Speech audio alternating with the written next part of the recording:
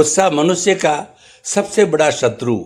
एक पिता ने अपने गुस्सेल बेटे से तंग आकर उसे कीलों से भरा एक थैला देते हुए कहा, तुम्हें जितनी बार क्रोध आए तुम थैले से एक कील निकालकर बाड़े में ठोक देना।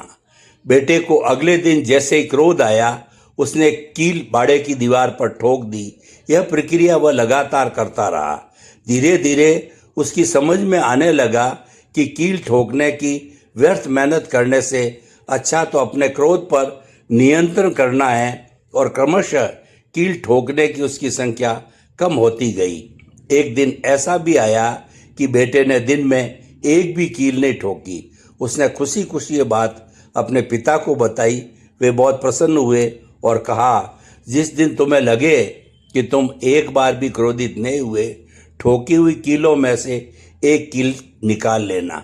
बेटा ऐसा ही करने लगा। एक दिन ऐसा भी आया कि बाड़े में एक भी कील नहीं बची। उसने खुशी खुशी ये बात अपने पिता को बताई।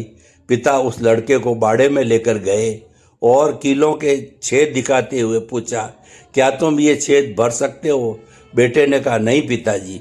पिता ने उसके कंधे पर हाथ रखते हुए कहा, अब समझे बेटा, क्रोध में तुम्हारे द्वारा कहे गए कठोर शब्द दूसरे के दिल में ऐसे छेद कर देते हैं जिनकी भरपाई भविष्य में तुम कभी नहीं कर सकते।